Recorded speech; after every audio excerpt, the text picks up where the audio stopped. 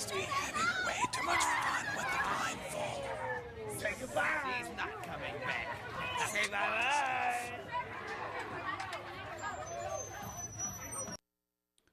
Living in Las Vegas. We're going to miss you, Rosie. Tomahawk said no. No, seriously, we will.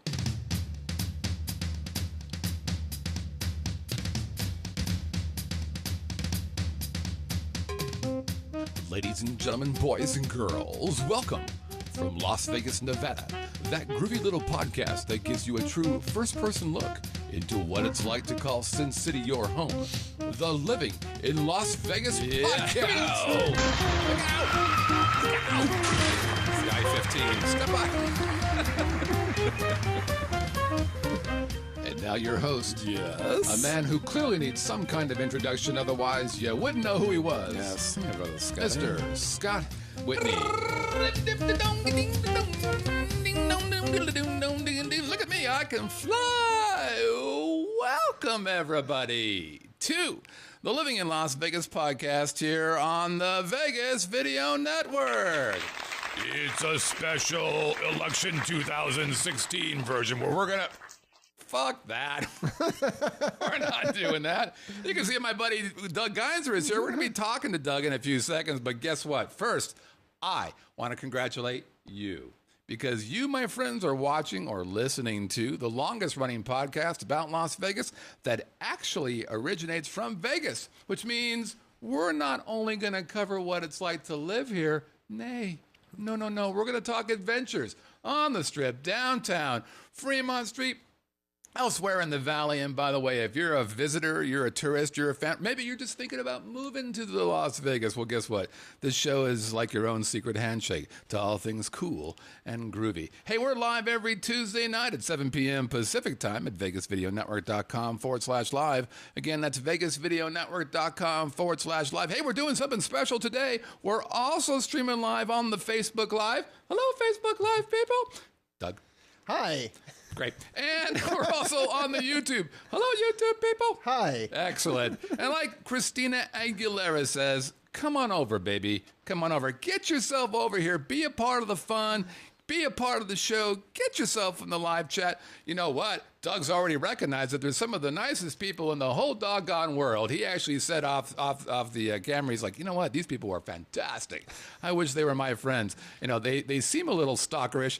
And then we said, no, they're not stalkers. They're the best buddies ever. And here's the great thing. You get in the live chat. You get to be part of the show. You drive the show. That's how important they are. We actually have a segment called Live Chat Questions. But wait, there's more. Here's the secret handshake part. Guess what? We start streaming this show before we start recording this show. So you get to watch a little behind-the-scenes show prep, but here's where the good stuff is. This is the double X-rated stuff. Once the show's done recording, we're still on for another half hour, 40 minutes. What are we doing there? It's VVN 2.0. It's the X-rated stuff. It's the After Dark stuff. It's the stuff that we couldn't really talk about during the show, but man, we really wanted to talk about it to somebody. So it's kind of like therapy, and that's what we use the live chat for. Hey, by the way, I'm your host, Scott Whitney. Konnichiwa, buenas noches. How you doing, hot stuff? I am the founder of the Vegas Video Network. So, A, thank you for watching and supporting this show, and thank you for watching all of our shows, including Doug over there. Now, what's the over-under? Well, I know that this is the election night, and so we all want to go out and see if anybody's got a loaded handgun anywhere so we can shoot. Oh, is that who won? Fantastic. Anyways, so the over-under is going to be 63 and a hook. And I saw somebody new in the live chat, just me. I'm not sure who that is. I do want to say thanks to Rosie for sending in that opening video. We're going to miss her. And like I said during the video, I'm a little disturbed by how comfortable she was with the gag or bollock, with the whole, that, I'll miss her too. Okay, enough. Bye, Rosie.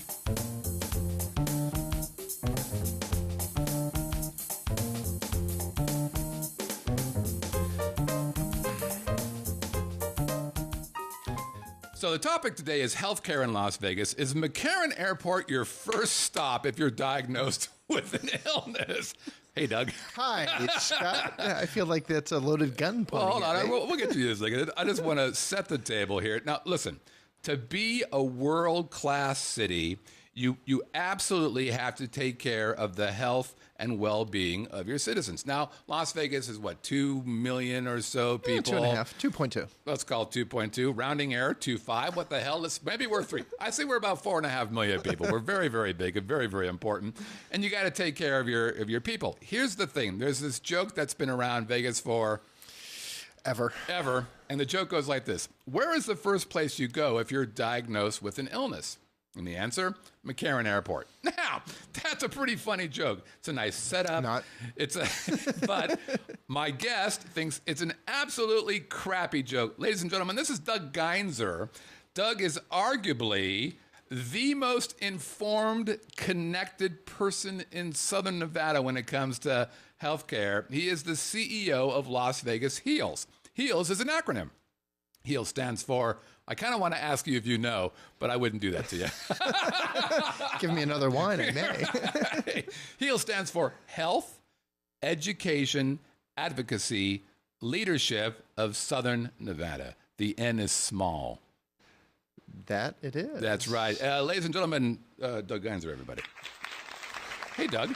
Hi, Scott. Welcome. Thank you, sir. Okay, so let's first start off and figure out what this HEALS thing it is. So, what is HEALS? And actually, quite frankly, from what I know, and by the way, we're roommates, kind of, in that his office is right next to When our we studio. put that hole in the wall. Well, I know. By the way, if you're looking for a sales training class in persistency, this is the guy you want. Because every time I see him, he's like, "Can we put a hole in the wall so I can bring my people over to your studio while you're not there?" I'm like, "Well, there's a porn place just a couple ways." Never mind. Anyways, so HEALS. This is actually a 2.0 version. It is. Of Las Vegas HEALS. Give me a little bit of background of this organization. Well, it started out as an economic development initiative back in 2002. And the whole mission was to improve the quality of healthcare in Southern Nevada. And so it happened right after September 11th. A lot of bad shit happened in Vegas. And everybody said, well, we need to diversify the economy. How do we get away from the reliance on gaming, diversify into other industry? Everybody got together and they said, well, here's what we want to do. And it sounded cool. And everybody went, well, you can't attract companies and great organizations to move here if you've got shitty healthcare and shitty education. So a small group of us got together and said, let's end that shitty healthcare. So in the beginning, that joke was accurate, arguably. Yes. Okay, so continue. Yes, it was. We were challenged back then. Well, was it accurate or was it just there was bad PR? Quite frankly, it was both. It was both. So Vegas has been plagued in the fact that nobody expected it to grow the way that it did. Right. We were the fastest growing city for 22 years. Yep. And the educational infrastructure in Vegas was non-existent. So if you need to grow a healthcare workforce, we didn't have the programs to do that. So a group of us got together and said, well, let's fix healthcare. Mm-hmm. Not an easy task. Now, what was it called at the beginning? It wasn't called Las Vegas HEALS. So I'm going to share the dirty secret. It was started out as the Southern Nevada Medical Industry Cluster. Yeah, that's what I said too. Were you part of the group that actually created that name? No. Because you're fired. So it was economic development guys, and they think of, let's build a cluster. Let's bring people together and build this cluster for it to survive. Right. And we all got together and said, cluster. What are you doing? What? Right. I'm a military guy, and it's usually followed by a bad word. And we went, cluster doesn't bring a lot of good things to mind. Right. So we quickly changed it to coalition. Okay. And it became the Southern Nevada Medical Industry Coalition. We operated as that until about 2011. And then we did a rebrand. Right. And we rebranded as Las Vegas HEALS. Okay. So you were needed then because there was a lack of PR, quite frankly, but also what was your responsibility back then to try to drive better people here, better doctors, better facilities? Well, the goal was, how do we attract big companies, great companies, Faraday? How do you get a group like that to say, hey, let's move to Las Vegas. Let's bring 1,000, 2,000, 3,000 people to work there. But what does that have to do with the medical world? Well, if you don't have good medical care, then you can't attract the good people. So you're saying, I see, I got you. Okay, fine. Yep, right. yep. So it's a great executive's not going to go, hey, let me move me, my family, my executives and their family to a city that's got shitty healthcare. Yeah. So we had to fix that. And so we brought a bunch of people to the table and we said, how do we do this? There was 12 of us and we kicked the can around the table and we said, well, we probably ought to build what we called the three-legged stool.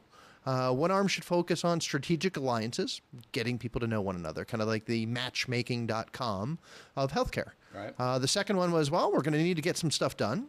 Let's create a legislative task force to help affect and change policy and regulation at the state level. And then the third one focused around workforce because we looked at our quality challenges and we can't deny the fact that we've had quality challenges. Yep. And we said, what's causing bad healthcare? And what it was bad access. And you go, well, how do you fix access and what's causing bad access? And it was, well, people go to seek out healthcare and there's waiting lists, there's lines, you can't get to it. And that's because we don't have enough practitioners. So we went, well, we got to fix that. How do you fix workforce? Now, interesting about your background, and no one will know this who's just introduced yourself to them just now, but your background is recruiting. Yeah, I'm a workforce guy. And so you did a lot of recruiting in the nursing world. Yep. So did you bring that to the table? Was that part of your play? That's why they brought me in. See. They said, hey, Doug, we need to assemble all of these healthcare people to the table.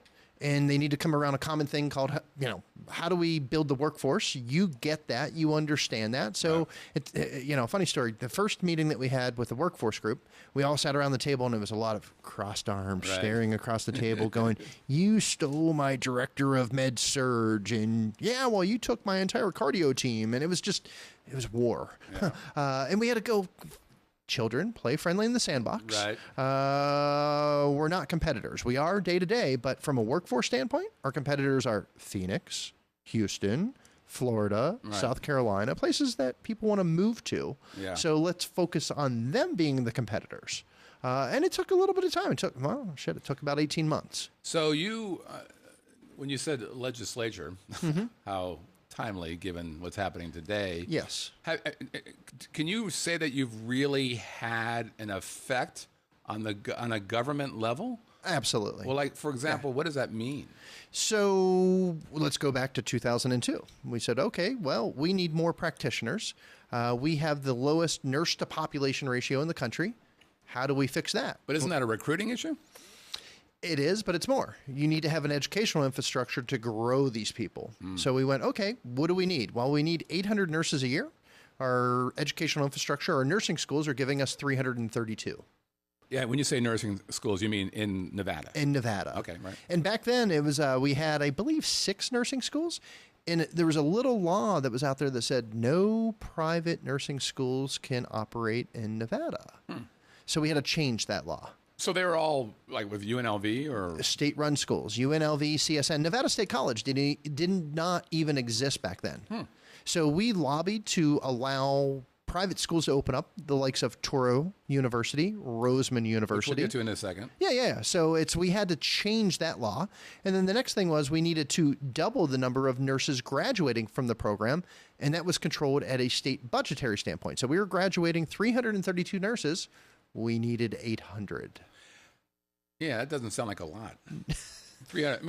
I mean, I don't know. But it's horrible. Well, we're a small state, though. How many nurses work today in the Las Vegas Valley? Oh, good God. Great question. I don't have an answer for you. Guess? 1,000?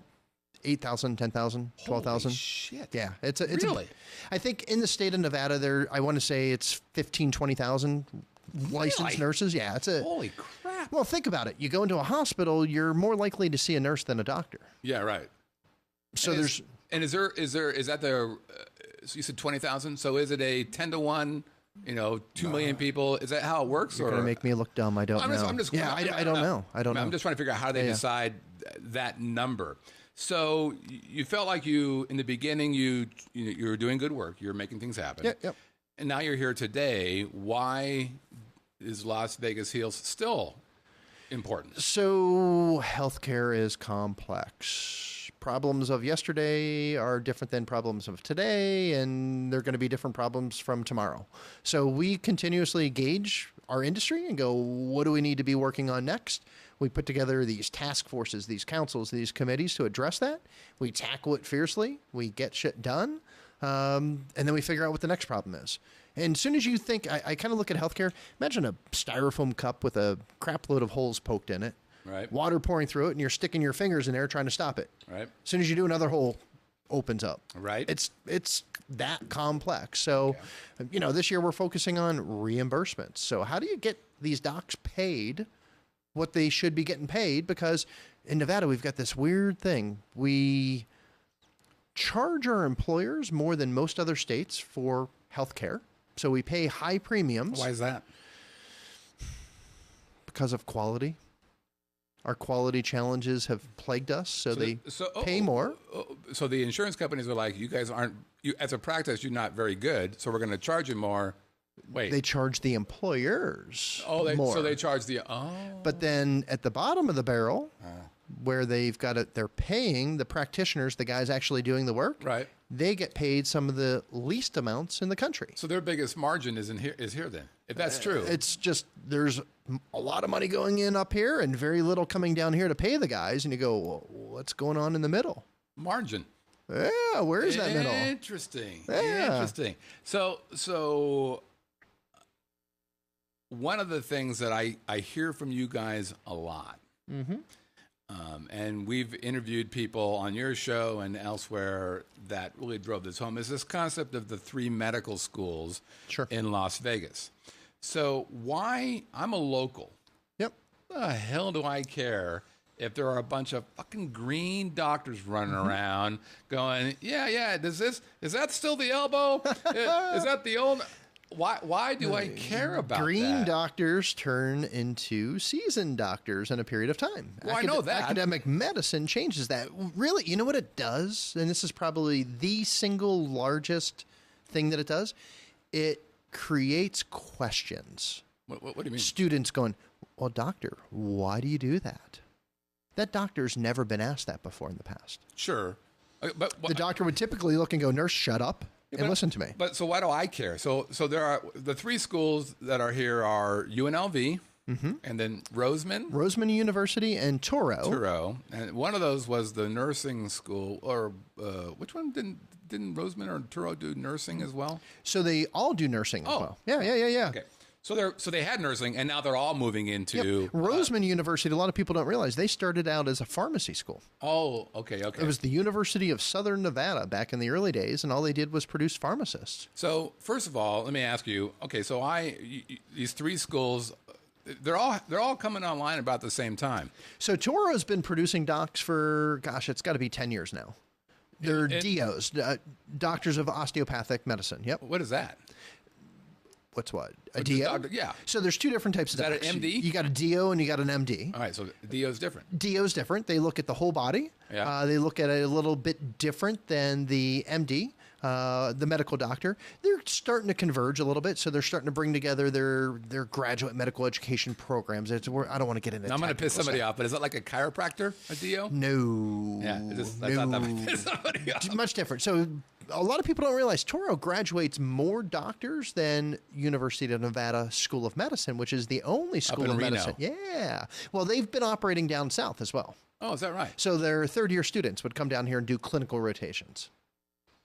Oh, I didn't know that. Yeah, so they've been the medical school in town, but they actually produce less doctors than Toro.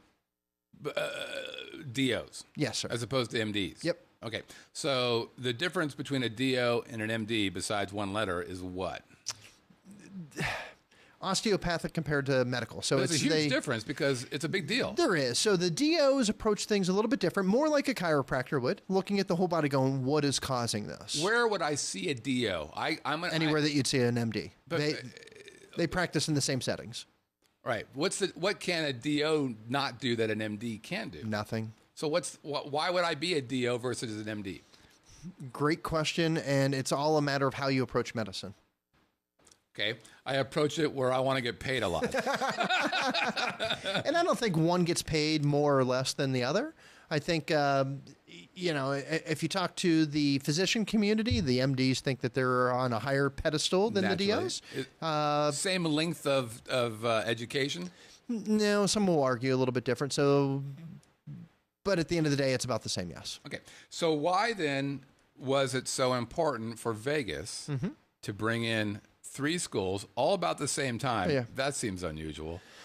It's very For MDs. unique. Yeah. Why if you guys were having DOs here, why didn't UNLV just say, we'll start this DO thing as well, opposed to MD thing? typically in a university setting, it's an MD program. And so the difference between a Roseman and a UNLV, Roseman's a private school. Yep. UNLV is a public school. Yeah. Public schools typically trend towards an MD program. Okay. So we're blessed that they're all coming here, and we're going to all of a sudden have this huge shift to... Why did that shift happen? Why is that happening now? Is that a legislative thing? Did the government of Nevada have anything to do with making this happen for these 3 schools? Yes. And how?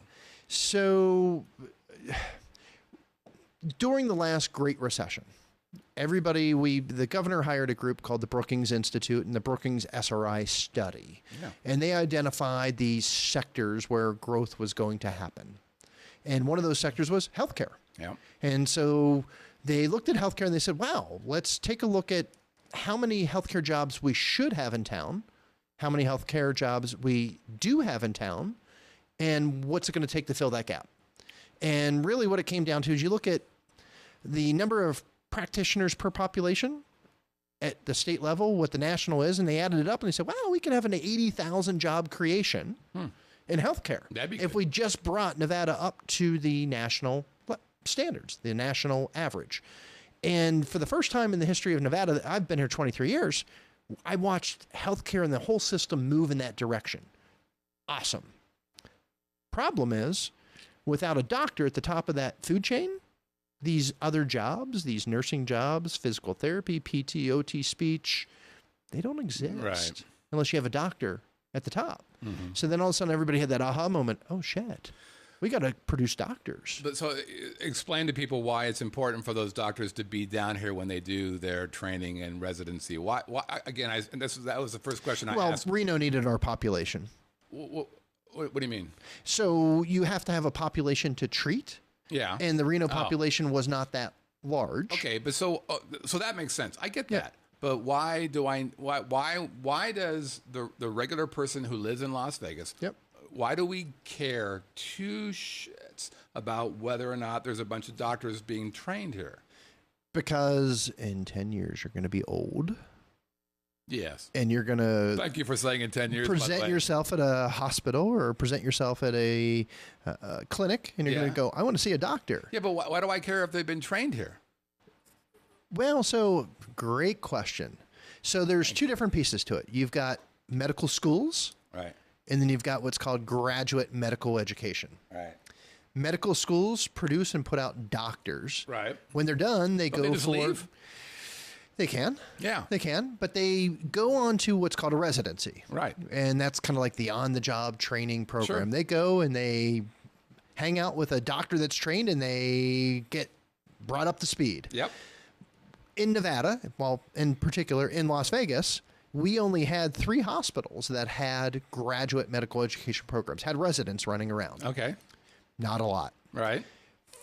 67% of new graduate doctors will stay where they do their residency. Oh, so that's the key right there. Oh, huge key. That's the play. That's the biggest one. That is the biggest one. So 2/3 of the people who are going to school hang out where they go to school at. that's Well, right. that's the Well, play. it's not school. It's where they do their residency. A little bit different. Okay. And when we started that conversation, gosh, this was back in 2012, a lot of the community came together and they kind of went, well, it's just Las Vegas. It's just Nevada. We're stuck. We only have 3 programs. It is what it is. Accept it for what it is. And it sucks. Yeah. And our group, Las Vegas Heals, kind of went, well, why? We don't understand. Why can't we change that? And everybody said, well, it's just the way that it is. It's precedent. You Right. can't change that. Right. And a couple of us went, well, hold on. We've got 15 acute care hospitals. We've got 3 programs. If my math serves me right, that's 12 programs that we could develop. Show me another city in the country that has the opportunity to Right. create 12 programs. Right. Doesn't exist. Why don't we do that? So we brought a bunch of people together and we said, how do we create all these new programs? And then the conversation started and led to a task force, led to a bunch of people getting together going, Right. well, it's an investment. We don't have money to put up.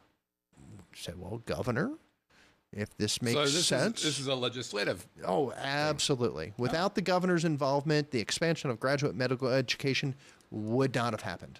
And what percentage, I don't know if you know this or not, but of the people who go to school and they do the GME, what percentage of those people stay? 67%. Oh, they stay after they go through that part. That's right. Yep.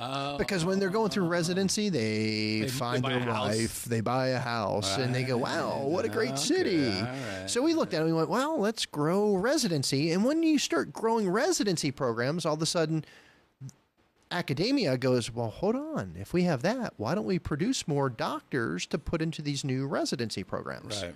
And that's what led to the announcement of a UNLV med school going, hey, we could build this great program. We've got this residency expansion that's going on. It makes sense. So now all of a sudden you've got people coming through K to 12 going to college, going from college to med school to residency into specialty programs. And down the road, you'll start seeing the development of fellowship training. So getting into specialty Like training. advanced, okay. Yeah, orthopedics, bariatrics, oncology, what have you. So doctors go on to get board certified fellowship trained. But that doesn't happen in most cities unless you've got an academic medical center, unless you have academic medicine. Right. And we didn't have that because people want to be around others that want to continuously grow their career. So it's from 3 hospitals to how many now? By the end of the year, we expect it to be 12, 13 Oh, no, hospitals. good. And how many doctors will be birthed every year? Great question. First of all, they're not all ready to go yet. No. So we won't see product come out of this GME pipeline for another 3 years. We'll see no some of the kidding. first ones. Wow. The whole system that we've been working on won't start really flowing until about 2023. Oh, no kidding. So it takes time. Yeah. So let's take a look at like Mountain View. They launched a new program. I don't know what the exact number of residents that they have running through the hallways now, but I think it's 50, 60, somewhere in that area. Yep. From what I understand, they have built the infrastructure to grow that program to possibly as high as 375 residents, which is That gigantic. sounds like a lot. Amazing. Yeah. Great for Las Vegas. Yeah. So the goal is each year grow that program. So the way that this GME thing works is you're taking down money from the federal government. So it's coming in from CMS, and they pay you Center for Medicaid Services, Medicare Services. So they pay for you to train doctors, and they'll pay it's about 50% of wages. So now the hospital has, I don't want to call it a subsidy, they've got money coming in to train. Right. And the way that it works, when you create a new GME program, you've got 5 years to grow your program, and CMS comes in, they cap the program. So they go, along the 5 years, your highest number of residents is going to be your cap. And then you're done. That's what will continue funding moving forward. So the strategy is grow the program as fast and as big as you can, because that creates a sustainable funding stream coming in from the federal government to grow more doctors. Got it. Okay. Now I'm going to give you a chance to take on the joke. Ready? Yep. So the joke basically says you got to get out of town because this is a bad place to be. I want you now to tell me all I want to know right now is world class. Yep. I mean, like my mom got sick with cancer. Yep. The first thing we did, we got the fuck out of town. Yep. We went over to the Mayo Clinic in Arizona. Yep.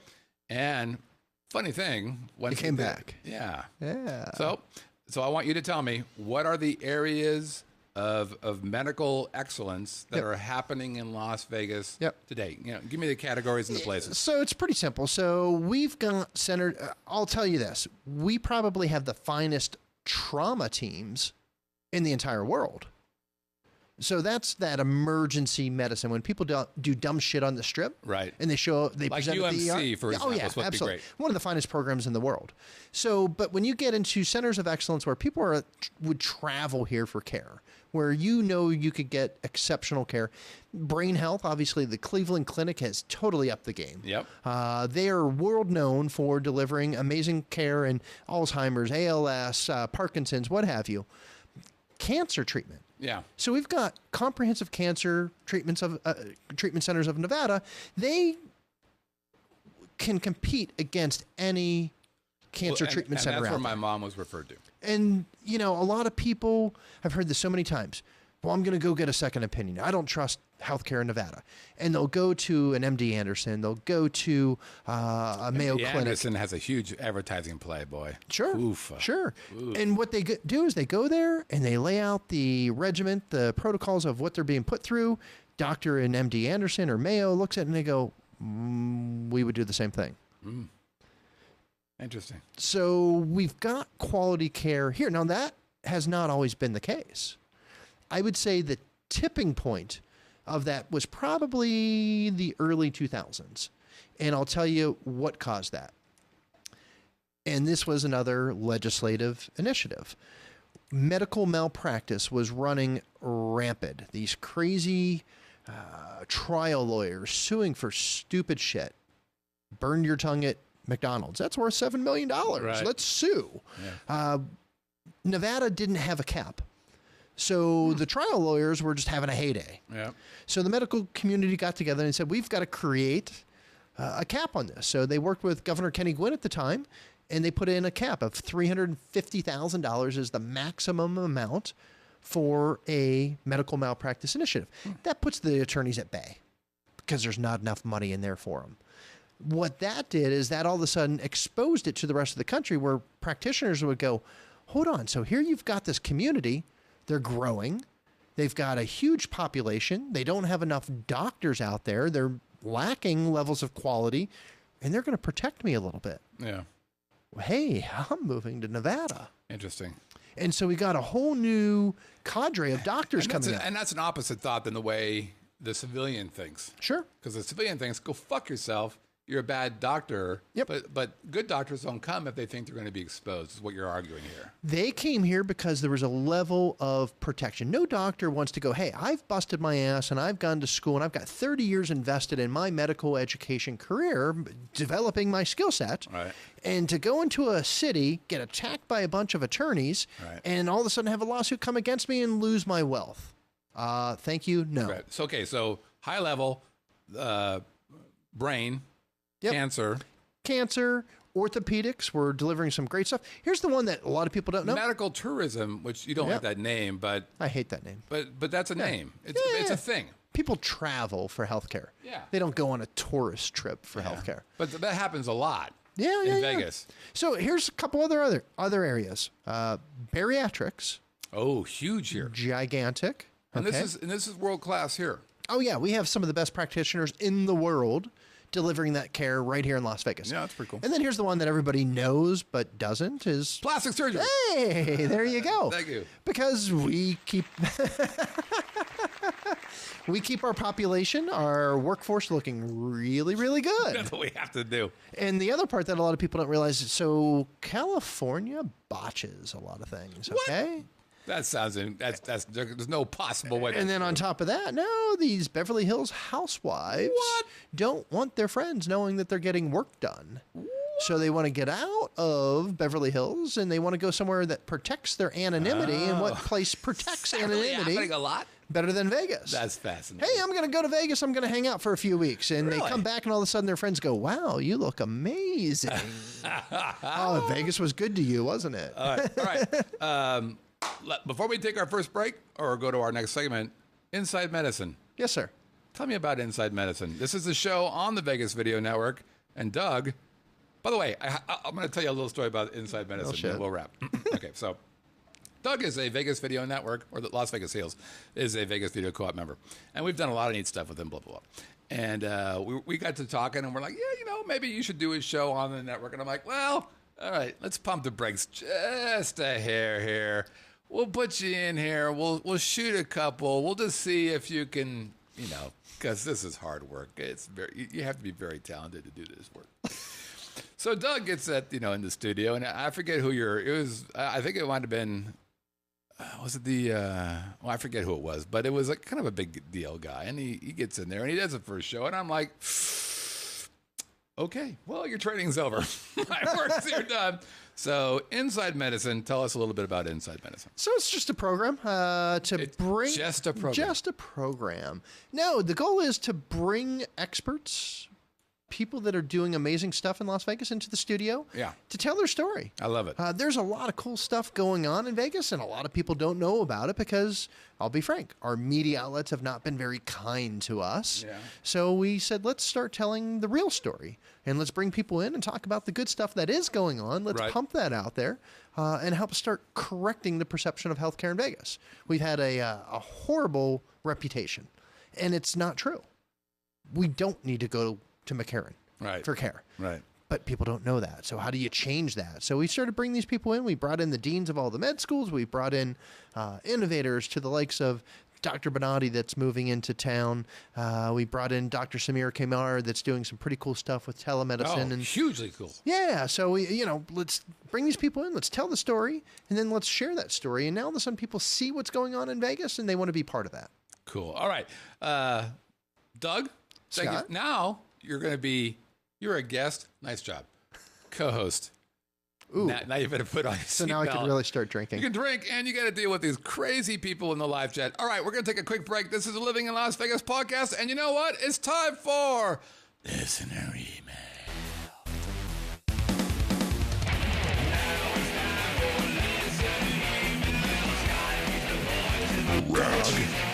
Scott.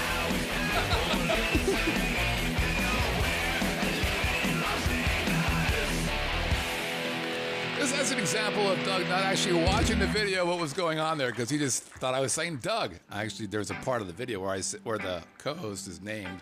And oh, I didn't want that. Get the fuck up. Oh, that was a little tease from what we're going to be doing a little bit later. That's fantastic. Oh, I know what I did. Okay. Who's running this show? Hard to say. Usually I don't have to do all. It doesn't matter. Okay, listener email. I'm going to read the guys, and Doug is going to read the women. Our first email is from Darlene. Here's a little backstory about Darlene. My ex-wife's name was? Darlene. Yep. And Wife 1.0. Yep. And her husband's name is? Scott. Yeah, it's nightmarish in every possible way. And I believe Darlene is in the live chat right now. Darlene writes... Oh, good God. You want me to read all of this? Let's see what you're made of. Whew. Test my education level. Right. I just stayed at the Trop this weekend while my friends stayed at the Excalibur. You can imagine my joy at discovering the overpass between the two properties was closed. Of course, the other linking overpasses from MGM to New York, New York, and New York, New York to the Excalibur have all the escalators closed. No one was working on the escalators. Any idea when the scheduled repairs are to be completed, Scott? Let's continue. Felt guilty using the elevator, but after 3 stair climbs, I said, screw it. I was in town for a bingo tournament. Interestingly enough, the lady that won the top $10,000 prize was in town for... Whoa, hold on. Prize? See, I failed the test. Oh, that's okay. Sometimes these people don't write as well as you'd hope. $10,000 prize also won the top $25,000 prize at another property's tournament the same day. What? That's horrible. Am I bitter? Yes. No. Bitter? Oops. Gunshot. Sounds bitter. Feels bitter. Tomahawk said no. Well, Tomahawk says no. Only because I won all of my losses back on the last night of the trip at the Golden Nugget on the slots when I hit a small jackpot. Okay. You want to know Darlene now, don't you? No, not really. Not because I think she's actually a sweet girl. She actually wrote back, woman, gal. I don't know what the world is. She wrote me and she says, oh, here's some fascinating news, Scott. Yes, Darlene. I get a twitch whenever I say that. I'm not proud of it. It's just what happened. That's why I take Xanax. Fuck, what do you want from me? She's like, oh, you know what? This is funny. My husband's name is Scott. It's not funny. It's not funny. All right. Let's talk about the walkover escalator elevators. First of all, good thing that you weren't here this weekend because there was a gunshot little thing going there. Here's what happened. A guy did this, and it didn't hit one, but 2 people. He's a goddamn professional. And about the elevators, I don't even know who runs those. Let's say it's the city. I don't know. Here's a tip from your brother Scott. Stay off of them. You know what? We're all a little overweight. Don't take the walkovers. Walk across the street. Now, sometimes you got to dodge a little bit of the people driving on the strip, and those people aren't very good. but they're not very fast. So just go buy it. Don't go on that overpass because it is literally the wild, wild west. Okay, let's continue. And thanks for reminding me of my ex-wife's name. Fuck. There we go. This is from Dan. Dan writes, hey, I love the car purchase story. One thing, the Kia Sorento and the Hyundai Tuscan are essentially the same car. Two companies, sister companies. I drive the Sorento, and my wife just traded her 2004 Kia Spectra with a new Sportage from your friend Dan, VP and General Manager of Kia, apparently. What am I going to do with this? Okay, thanks for correcting us. We did a story about the horrors of buying a car. We should talk about your car. Not your, no. Doug had arguably the most iconic car in Las Vegas. Also obnoxious. I wouldn't call it obnoxious. A lot of people did, but I didn't. Now, just really quickly describe the old car that you had to let go. It was a good Steeler-mobile. Born and raised in Pittsburgh. Yeah. You kind of lay it out. Did you drive it from Pittsburgh to here? No. But I bought it here. Oh, my God. You just lied before you even started. Oh, God. What was it? Scott. Describe the car. It was a yellow Hummer H2. Obnoxious as can be. Yeah, not yellow like this yellow. Yellow like... Oh, it was canary holy yellow. Christ, yellow. Yeah. And so when I first bought the car, I'm like, oh, I'm from Pittsburgh. I got this yellow rig. I wonder if I could find a Pittsburgh-related license plate. And I went online and I typed in Steeler to start, and all of a sudden it was available. Boom. I went, holy shit. I'll take it. And then all of a sudden, all my friends' family went, oh, wow, let me send you something. So stickers and steering wheel covers and... See, you're an entrepreneur. And I thought you owned a piece of a sticker company. I wish I did. Right, because your car was covered in stickers. I looked like a goddamn Steeler commercial. What was fascinating is you had that car for how long? 10 years, Many of us, 180,000 miles. Many of us, not us, many people said, it's probably not the car for you to drive. And you're like, I'm going to drive it. And then rig. People started throwing shit at you. Yeah, I got 2 windows broken in like a month. That's bad. Yeah, that was a sign. And you had to go. Yeah. All right. Okay, speaking of email. Uh-oh. No. This is from, who's Jason? Jason said, hey, what's wrong with using Juno going strong since 1996? Love the show. Keep up the good work. Jason, let me just ask you a question real fast. This is in regards to, we made fun of some people with older email addresses, AOL. That kind of stuff. They're still around? Yeah. And when I see somebody with Juno, I have to ask you, hey, Jason, are you the old uncle with the, you were the first guys in the intranet? You're like, yeah, no, I'm Juno 125. Jason 12. Oh, wait, hold on. It's Jason 98 at Juno. Oh. I just shared his email with everybody. So when you email Uncle Jason, ask him to, I don't know, step up and maybe check out the Gmail. Or something like that. All right. I've had enough of you people. Let's do real quick stories. First of all, congratulations again to Rosie, who gave her life for our show. So Rosie's not... Did you just see her? She was killed by a bunch of... apparently you didn't see it. Let me just show you real again. This is Rosie. With the zombie apocalypse? Look at her. She died. Now, the thing about Rosie that scares the hell out of me is if you get... Look at this, right there. The last time I had look at that. She's having a good time right there. She's smiling. Yeah, that scares me.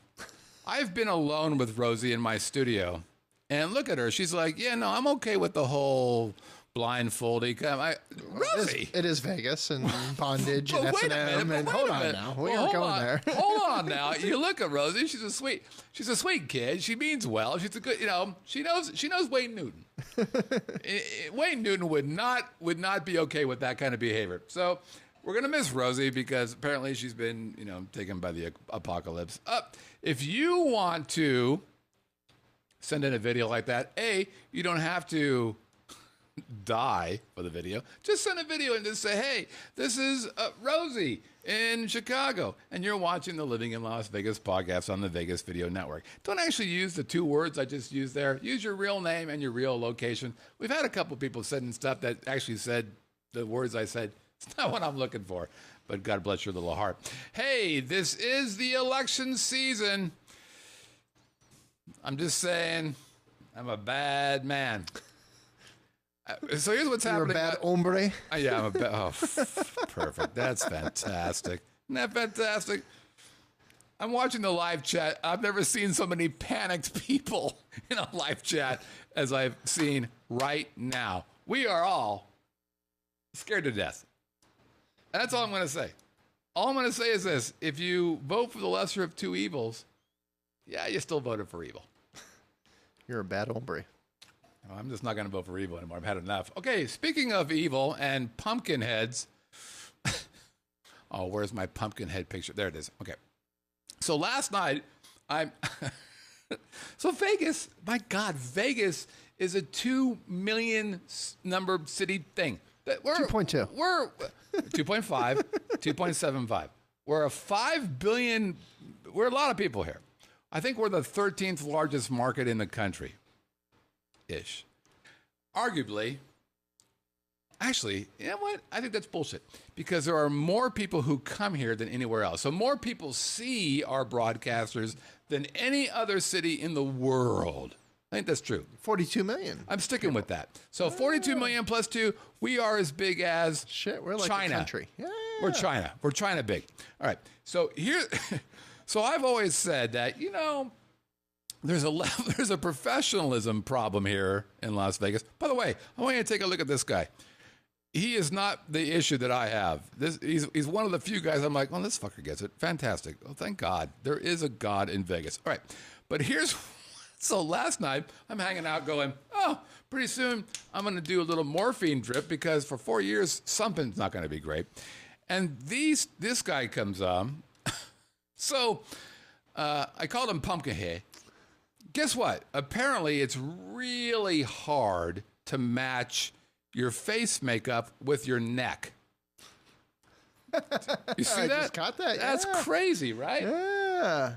Looks like he had a choker on. Yeah. Uh-oh.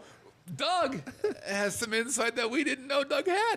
Yeah. So I forget this guy's name, but maybe, you know, his master got a little rough with him. But my God, this is on broadcast. This is on the NBC channel. This crazy bastard gets on there. I'm like, God, you know what? What's funny is he's got tan like right above the tie. Look at that. So there's like a stripe that runs around his... Right. What is happening with this? Oh, he wears an ascot as a practice. Oh, my God. Yeah, that's no wonder we're so proud of the great people that hang. Oh, Jesus Christ, I can't believe this. All right, next thing I'm going to tell you guys is this. If you're a local or if you are a tourist who hangs out here a lot, I've said it before, I'm going to say it again. You guys have got to go, if you have the time, to the Composer Showcase. This is a special, special thing for folks. So, you know, we go on the Strip and we see all these entertainers and you're like, yeah, he's a good Elvis or he's a good whatever the hell he is. Probably doesn't do anything on his own. Guess what? They do things on their own. And this is a fantastic opportunity to watch the entertainers in Las Vegas do their own thing. So I was there last Wednesday, and brought in my on-site multi-shot thing that we're doing for folks now. And I'm going to show you we did a bunch of guys, but this is the guy who is Carl Perkins in $1 Million Quartet. So this is the original tune. Guess what? I couldn't get this goddamn song out of my head for, let's call it a week. It's fantastic. Go.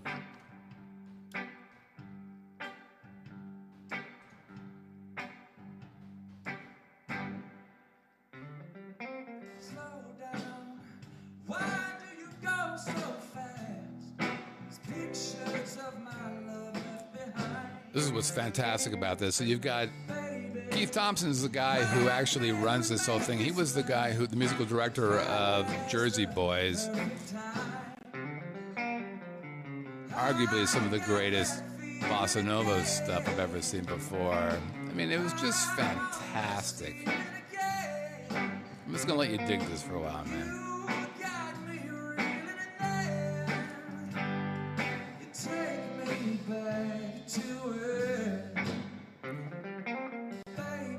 This is our multi-shot capability, by the way. We're offering that for A little commercial. yeah. It's pretty cool, right? Oh, stop that! No! Oh, you know what? I'm tired of that bullshit. Damn, who's running this show? Let's call it you. Why is that doing that? I don't want that on. Take. All right. Scott. Oh, that's funny. Why is that on? Hold on. Hello? There we are. It's a good thing you don't have to be smart to run your own company. Anyways, go see the Composer Showcase. It's fantastic. These are good people, and they mean well. All right, how are we doing on time? Oh, we're doing fantastic. Chat questions, real quick. This comes from last week because I missed them last week, and I suck. Jimmy wants to know, is there any plans to fix up Fremont Street from downtown to Charleston? Doug? Sure. It's called Project Neon. Oh, that's fantastic. Or Okay. Coronado. Okay, that's Coronado. Wow. That was really good. That was really good. It was a lie, but it sounded like, look, here's the deal. Yeah, of course they want to do it. They wanted to do it with, the good fellows over at the Sappos. Yeah, so here's the deal. We all want all of that to be good, but let's not try to, we have to eat the elephant one spoon at a time. And right now, the spoon is on Fremont Street, Fremont East, and right around there. You come on down to the Charleston, right at Charleston and Main Street. That's the Arts District. There's some pretty cool stuff going around there. Now, hey, would I walk around there at night on a Tuesday? Maybe not, unless I'm trying to jog, or I'm in a hurry, or I've got a car. But otherwise, listen, we're doing the best we can. Right now, we're just focused on healthcare. Hey, now. Right? Good place to start. Right? Good, yeah? You know why? Good. Because if you're downtown, you get shot. You want to go to UMC, which is just down the street, Great by the trauma. way. It's Great really, it's trauma. You arguably live. one of the best. Jimmy wants to know, hey, is Lake Las Vegas closed? Oh, Jimmy. Jimmy. No, it's not closed. It just feels that way. Here's what's happening at Lake Las Vegas. Arguably one of the coolest things that has ever happened in Las Vegas when it first happened. Man, it was sexy as hell. When we first moved here in 2005, I'm like, wow, this Lake Las Vegas thing. I'm moving there. And you know what they had? No infrastructure. Yeah. Hey, you know what? I just want to go to the grocery store. How long does that take? I don't know, 30, 35 minutes. That seems long. That seems too long. And so a lot of things didn't work out well. And then, grass died and golf courses went away. Okay. So it was bad. And then a whole area just died, and retails and casinos died. It was really pretty unpleasant. And guess what? The Phoenix has risen. Right? Have you been there? But I heard the golf course closed again. But there's more than one golf course. One is alive. Reflection Bay, I Look heard. at you using words. Ooh, I know. No, I heard one went under again. They opened it up. It was Just an recently? Arnold Palmer golf course. Wait. Just recently? In the last couple months, that's what I heard. I could be wrong. I could be wrong. Really? Yeah. Inside scoop. I love Lake Las Vegas. I It's love fantastic. the village there. I think it's a cool place, but it's a hike. It's a drive. Yeah. So here's the bad thing about it. It's a drive. Here's the good thing about it. It's a drive if you want to show off a little bit. Hey, I'm going to take it to this pretty cool place. So when it first opened, which is back in, 2006 or whatever, we were like, this is pretty cool. It had casinos. Which are closed now. Yeah. By the way, thank you, Mr. Happy. So the casino, they had casinos there. It was really a sexy, groovy thing. Live music, water, lakey things, boaty type of thing. You're like, wow, this is fucking cool. And guess what? It died a horrible death. It was unbelievably bad. People got raped. People who bought houses out there, horrible. Remember when I in previous shows I said, for a while here in Las Vegas, you could buy houses on 50 cents on the dollar.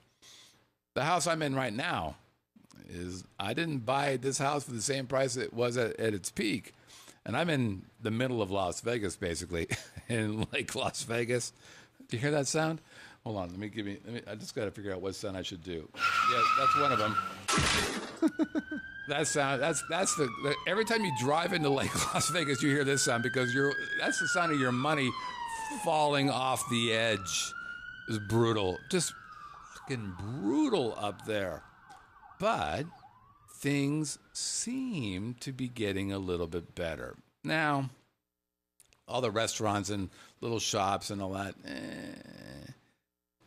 let's go with good. The housing market there is absolutely recovering. You know, Celine Dion just called me and said, "Oh, the house next door is." Celine called you. Yeah, sure she did. And she's like, "You know, the house next door is available." I'm like, "Well, that's not your closet. Didn't you buy a house just for your clothes?" She goes, "Yeah, but I'm trying to cut back." Fair enough. I'll talk to my realtor. That may not have happened, but it's getting a little bit better. We were up there. No, we weren't. We weren't up. We were never up. Look, here's what I want. We were talking to somebody who was. We were at a retirement party for somebody who lived up there, and she's like, "Oh, this is fascinating." She's like, "You know what? It's getting better." And so I gave her the, you guys don't have shopping. You guys don't have shit if you can't buy a fucking burger. They opened up a grocery store. Yeah, in the village. but it's not a real grocery store. It's like a 7-Eleven. She's like, hold on. We have a grocery store. No, I voted. Oh, we have a grocery store. I'm like, okay, great. So you have a Smith's or an Albertsons? No, it's Bill's grocery store. Oh, for fuck's sake, that doesn't count. We don't. I want big grocery, not little grocery. So there's still Henderson's close. It's the closest it always was. It's a 30-minute drive to get a burrito. That's not okay. So I would like it to do well. It would be nice. It's pretty. They've got boats. Oh, but those water. You know about those boats, don't you? We won't go there. Okay, fair enough. They have boats. I did a show about this a long time ago where it had so they have a little marina and they have what are those boats called? Duffy's boats. And Duffy and we won't go there. Doug doesn't know anything about Duffy boats. Fair enough. But I am obsessed with Duffy boats. They're the fucking coolest thing. So, one time I'm like, "Hey, Melissa, hey, baby, let's go up to Lake Las Vegas, have a little bit of fun." It'll be on me. So we head up there and we drive and then I'm like, "Okay, here we go. Let's go." Here's the marina and I see a couple Duffy boats and a big boat. I'm like, I just want.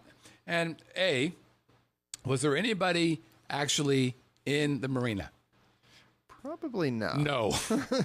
So I had to call, and somebody showed up. He was the quintessential Huntington Beach surfer guy. What's up, dude? Like, hey, I used to be you, but fuck!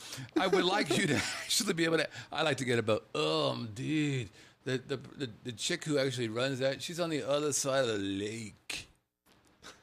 I'm sorry, what's on the other side of the lake? Oh, we got like a dock there. Is that your main dock? No way, dude. It's just a dock. Fantastic. Can I get one of these boats? Oh, we're trying to figure out. Oh, okay. We're done. And that's what's happened. That's my feeling about Lake Las Vegas. I want it to be okay. I don't know that it will be. They've got a ways Doug? to go. They've got a ways to go. No, it's they had a new investor come in from New York, pumped a bunch of money into it. If the village comes alive, I think they've got something. But until that village comes alive, is a problem. Yeah, people want a destination. They want to be able to take their boat and go down and have a nice dinner and have some nice music. And if you don't have that, you're out. Where are you going to go? You're toast. That's it. So let's raise our glass to the death of. I'm sorry, that was premature. You're empty. I drank it all. because you drank all that. Okay. God damn. To Lake Las Vegas, Prost. please, for the love of God, don't fuck up again.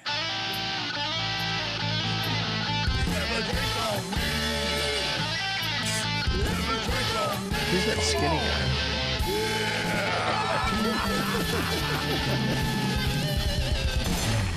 want you to take a good look at Doug because it's the last time we're ever going to see him there. He says mean things, and I don't know why he would do that. By the way, the live chat is freaking out because of this election thing. Holy shit. 216 to 202. Oh, that's okay. Has California called in? Oh, my God. This is fascinating. Okay, It's hey. all over tomorrow. It's This is have a drink on me. This is the part where we Have two drinks We on watch you. the live chat and we go, oh, fuck. Let's drink because it's not going to be good. All right, hey, have a drink on me. It's part of the show where I show you a picture of a bar or I don't even care anymore. I'm so freaked out about this election. And you can win stuff. Scott, what can you possibly win? Well, I would ask Doug to tell you what win, but Doug doesn't know. Huh? It's not his fault. But we're going to have Pops tell us. Pops, what can you win? Tell you what you can win this week. This Okay. week's Lucky Haddam winner can choose any one of 3 amazing Scott Whitney guitar CDs. Christmas Acoustic 1, Christmas Acoustic 2, or Jazzathon. Proudly displayed here by Bob, undisputed king of the video Haddam entry. Or you can choose the comfortable and stylish Vegas Video Network visor like these lucky winners. Available in the standard black and sometimes in the rare, hard-to-find red, popular with the ladies and the Russians. Or you can choose the premium prize The package. Russians. The next time you're going to be in Vegas, you can arrange an evening of sophistication and class Good-looking man. with the man himself, the guru of all things Vegas, Scott Whitney. Yay. Well, okay, at least drinks, laughs, and some priceless conversation. Send your entry into Have a Drink at VegasVideoNetwork.com. VegasVideoNetwork.com. Thank you, Pops. All right. There's several ways to increase the probability of winning. If you are the very first entry, we're going to put you in double the pleasure. Hooah. Double the hooah. Hooah. Yeah, but you're Army, not Marines. Same thing. Really? Not really. Yeah. I was gonna say, there's a Marine right outside going, I'm going to have to kick his ass because he said that. All right. So double if you're the first entry, double if you're in the live chat and you have an entry. Oh, double if you send in a picture or a video entry for the live chat. We love that kind of stuff. And by the way, there's magical things that happen if you become a part of us. Now, Scott, you're a braggadocio. You're kind of Trumpinian. Well, fuck you. Don't you ever call me that again. All right. Here's what I'm going to say. If you end up getting one of these, do you have one of these, Doug? Ooh, I want one of those. Would you like one? Yeah. What's yours? Hooah. You should have one because you're on the goddamn network. If you have one of these, put it on. Let's see what you look like. All right, we'll do that. So how do I put it on over top of this? We'll see how that goes. Oh, it's See? a little bit small. A little bit small, but Oh, we'll figure it but out. it fits. Oh, don't push it. Don't rush. Oh, How about that? well, now you Give look it the kind grunt of look. a little bit of mafia guy. Okay, if you have one of those and you're a winner, things that are magical happen to you. Really, Scott? What might that be? Well, you become a part of the galaxy of God. There is Michael and Robert and Rosie who were missed. Another Michael and Scott and Binky and Alan and Aaron. They used to be nudists. There's Bob and his wife, Jackie. Oh, I'm sorry, that's Danny and not Jen and Craig and Glenn, Jimmy and Rob. Let's go to Hawaii with Rob and Russia with Stuart and Christina, whose all babies are because of my music. Don and Jackie and Mike. He's a Republican, apparently. And Pops and Sammy and Carol and a dog and Chris, who's still in my backyard. And he got married and Brett's dad. And your buddy Scott and your buddy Wayne. And of course, our good buddy Brett. Here he is! All right. There it is. Okay. All right. Stop it! Stop talking out loud with the music. Oh, that's beautiful. I don't want that. Here we go. Oh, what's that going on? Come on, you rat bastard. Tricasters can suck There it is. Okay. Oh, wait. We got a new one. Hold on. Look at your... Oh, wait, you don't have it on anymore. All right, never mind. I was going to put you in the galaxy of gods. All right. 20 out of 20. Everybody was correct, which means it was a little too easy. Here's last week's Have a Drink on Me. Boop, boop, doop, doop, doop, doop. There it is. The hints were Centrifuge Bar at MGM, Centrifuge Bar. Those aren't the real hints. Because Doug's looking at me like, those were the hints? That seems pretty easy. It's a joke. Those weren't the hints, but that's the place. It's Centrifuge Barge at the MGM. Okay, here we go. Are you ready? Now you have to get ready. What am I doing? I've got a job. I've Got a job? God damn it. I didn't come here to work. Get ready. Notepads. We're going to see if Doug's up to the work. Okay, ready? Here we go. All right, here we go. Number one. Our number one entry, Mike Q. Mike. And Mike's going to get a triple. One for the correct answer. One, Mike Q, for being the first answer. No rush, Doug. Just Got it. Under control, Scott. let's go. And one more. Another one? He's in the live chat. Mike. Mike Q. kind of figured it out. Double bro. down. Vegas style. Boom. Chicka-lacka-lacka-lacka. Andy from New Hampshire. God bless Andy. Jimmy 2Gs. One for the correct answer. And I believe one for the live chat. Jimmy 2Gs. Jimmy 2G. There you go. Next up, we've got Monica Fagan, known as Binky. Monica, one for the live chat. One for the correct answer. One for being in the live chat. Monica. So two? Yeah, Monica. This one. Just one. Yeah. Got it. I get carried away. I'm not good with Glenn math. Santa from Syracuse, New York. Way to go, Glenn. Gary Romberg. Mr. Testy. Congratulations, Gary. Tammy Mossbrucker. I believe she's a teacher. Ooh. I don't even know. Erin Perry from Arizona. She's one of our nudist. Way to go, Erin. Steve Riley Finch. He's a classy man from Oswego, Illinois. Hello, puppy. His wife's name is Buffy. Ooh. I'm making that shit up. I don't know. Brent Barnes from Paradise, California. Ooh. Michael B. from Chicago. Way to go, Michael. Kevin from Connecticut, known as Canada. And Michael Snow, Chicago Snowman. One for the correct answer. Michael Snow, one for being in the live chat. There you go. We continue. Well done. Well played. Barb Shotness. Barb, one for the correct answer. Barb, one for being in the live chat. She's our clarinet player. She's the Living in Las Vegas clarinet player. She's done some fantastic work for us. All right. Do you like the clarinet? I do. This would be a good time for you to say yes. Who's your favorite clarinet player? Barb. Yes. See? Fantastic. Andrew Z from the Canada. Canada loves us. Why? Fuck, I have no idea. You know why? Because they're about ready to embrace us. Yes, There's we're all going this to be huge migrating wave there. going, excuse me, Andrew, it's your buddy Scott. Scotty wants to move in. Is that okay? He'll say, no.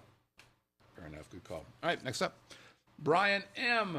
Brian writes, Ooh, questions you want me to ask? This week, Hadom.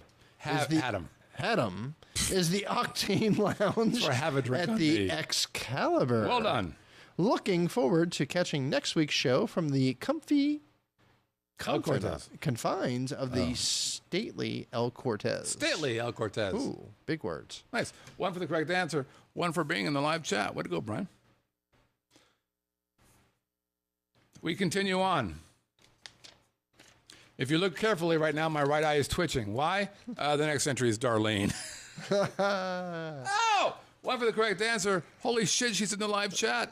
Hold on. Darlene times 3. Do you have more stickies? No. Do you need more? Fuck. Darlene. That actually kind of freaks me out. Could you just have a new name? Create a new name. Just fucking do it. Mike Beatty. Boom. And we also have Alan Perry. Oh, shit. Hold on. Alan wrote something. Wait, hold on. Yeah. Fuck. Let me, Mike, I'll read this. Thank you. Mike writes, "Hey Scott, your this week's had him is Octane. Your tribute shoot to Brett was amazing. I really love how it feels like you guys are all a family. I wish I could be in the live chat. Unfortunately, I work on Tuesdays. Well, somebody has to actually keep the economy going. Way to go, Mikey! Sending prayers and good thoughts to Brett's family." And then Alan wrote, Gonna make me read more? "Sure, The Haddam Bar. well played." See, for this week is the Octane Bar at Excalibur. I don't know about the rest of the listeners, but I, for one, do my best to avoid this property like the plague. Ooh. That seems harsh. The theme is too weird for me. It feels like a casino for kids. Hello, Circus Circus. I must admit that we did see the Australian Bee Gees there a few years back. What was I thinking? Right. Well, and Australian Bee Gees. I know what you're thinking. Why? No, I do know why. So Alan is really good at databasing all of our Haddams and then doing them. Ooh. So he'll do 10 Haddams at a sitting. He's got to deal with Uber. Anyways, the reason why you end up at that place is because you're with 9 Haddams and you're like, hey, I need a sword fight, which is a gay thing, but it's not in that case because you're married. Okay, there we go. And then finally, Pops in Florida, who apparently has turned for Trump. So I've been told. Oh my God, what are we doing? Here's Pops. God bless your little heart. Hey kids, several weeks ago, simply because I was out of other ideas, I started ranking the Haddam bars. The first 2 came along, I gave the thumbs up top pick award because I thought they were pretty cool. Last week I gave the bar the thumbs down lame as a labradoodle award because I just thought it was lame. This week I'm kind of in a quandary. The bar's on the strip. Good. Okay, -1.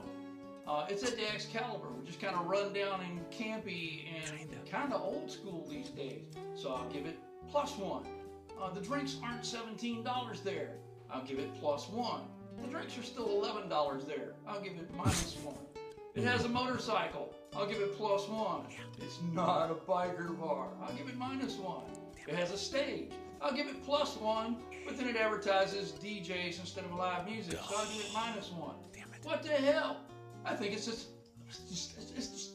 statistical tie. We're going to give it these nuts. What? Toss up. Oh. I'll leave it, Mark. Oh, man. Look at that. Gee. There's nuts every fucking where. Every fucking where. That's Pops, everybody. Well done, Pops. These are the people who hang out. By the way, you should see Doug looking at me during the video. He's like, These nuts. there's a good chance that you should be arrested. I'm like, Doug, these are my people. I love these people. I love them with These are my my heart. groupies. They're not called groupies, goddammit. Pops gets 1 for the correct answer. Pops gets 1 for being in the live chat. Pops gets 1 more for that video masterpiece. He has won 4.5 times. Wow. He's going for 5.5. All right. Right? Good. Now Here what? we go. Now what? We're gonna pick a winner, Doug. My first time here. Oh, you folded it in the wrong way. God damn it. Oh, Dougie. The guy's the CEO of Las Vegas Heels, but he can't fold a fucking Post-it to save his life. Hold on. What did you do here? I don't know. I screwed them all up, man. Oh my what, God! What are you doing? You literally folded them. Well, I don't know. It doesn't even matter. Take a good look. Jesus Christ. Here we go. Ready? You're gonna pick a winner. I am? Yeah, well, of course Should you I are. pick out the one that you told me to pick out before? No. Oh, that's funny that we're going to miss you. I'm going to take over your space and make it I don't know. We could brothel. put a door in there somewhere. Just pick a winner, for fuck's sake. Stop the madness. Stop And the bleeding. the winner is... You know somebody. Stop the bleeding. Jimmy Jimmy. Gallagher. 2 G's. Oh, my God. Way to go, Jimmy. Long-time player. Congratulations. Okay, let's look at this week's. Quickly, have a drink on me, and then we're all going to go drink. Stand by. Here it is. Okay. La-da-dee. Our first hint. You know, it sounds like it could be named after a particular dating app known for hookups. If I replace an I with an E. Yes, it sounds like a name. It's named after a particular dating app that's known for hookups. If I replace the I with an E. Hit number 2. I like my steaks and women just like this. That's right. I like my steaks and my women just like this. And hit number 3. Given the location, it must be Pharaoh approved. Given the location, it must be Pharaoh approved. If you know what we're talking about, you're going to send that entry into have a drink at vegasvideonetwork.com. Again, have a drink at vegasvideonetwork.com. Look at you survived. Feel good? It's still not over yet. Hey, we want to thank you all for playing along. If you want to send in a question to have Doug or me or somebody read it, you're going to send it to onairq at livinginlv.com. Again, onairq at livinginlv.com. And wait a minute, you want to send in a voicemail because you have a beautiful singing voice, and I've always thought that about you. You go to our homepage, vegasvideonetwork.com, click that little red tab, and boop, you're going to see a little thing pop up. You're going to click start recording, and because you have a microphone attached to your computer, you'll be able to leave us a voicemail. But we're all over the place. We're on the iTunes. Hey, if you're watching us or listening to us on iTunes, leave us a 5-star review. You know why? You'll go to heaven. That's the rules. I don't make them up. Hey, if you're watching us on YouTube, give us a thumbs up and share us with your friends. And by the way, we're on Roku. Over 73,000 accounts installed. We're on Stitcher, TuneIn, Chromecast, Apple, Google, and Fire TV. Google TV. Oh, don't stop playing now, Scott, because you're fantastic. And, of course, the Vegas Video Network. Thank you to Doug Geinzer, the most connected. Did I tell you there's a guy who's like really excited who he goes like, I heard weird things about it, and I'm going to have a meeting with him, and he's fantastic. It was you. I'll tell you about it because we're going to meet with him in a couple days. Okay, all right, anyways, thanks, Doug. Yeah, me too. But he's a co-op member, so I'm pretty happy with him. All right. Regardless of what happens next tonight, I've got no energy. We'll see you guys next week. Take care.